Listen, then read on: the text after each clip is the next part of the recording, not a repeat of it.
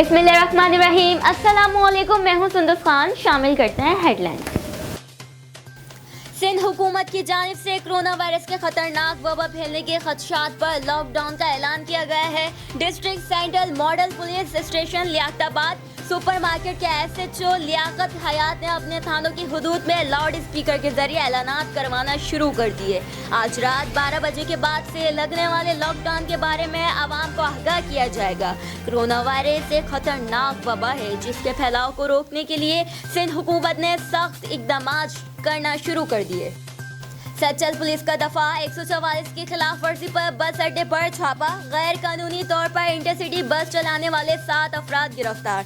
Police ने पंजाब रवाना होने के लिए तैयार 3 बसें तहवील में ले ली। मुल्जिमान पंजाब से बुकिंग कर रहे थे। सिंध हुकूमत की जानिब से इंटरसिटी बसों पर पाबंदी आयद है। मुसाफिरों से गुजारिश है वो हुकूमत के फैसलों पर अमल करें।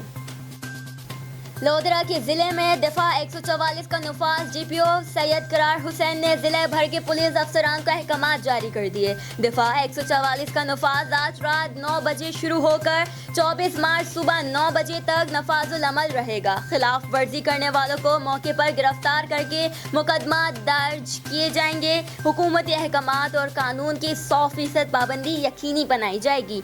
अवामुल नास अपने और कौम को वसीतर मफाद में पुलिस और कानून नाफिज करने वाले इदारों से ताउन करें। मार्केट्स, शॉपिंग मॉल्स, अवामी मकामात और शादी हॉल्स पर पाबंदी आयद है। जिले सांगड़ की तहसील सिंजोरों में SHO राजा नवेद ने दफा 144 पर सख्ती से अमल दरामद करवाया। मार्केट्स, शॉपिंग मॉल, शादी हॉल्स बंद करवा दिए गए। फिर वक्त इतना ही। मज़ीद खबरों और अपडेट्स के लिए विजिट कीजिए हमारी वेबसाइट cslive.tv। इसके अलावा आप हमें फेसबुक और ट्विटर पर भी ज्वाइन कर सकते हैं। देखते रहिए CSN।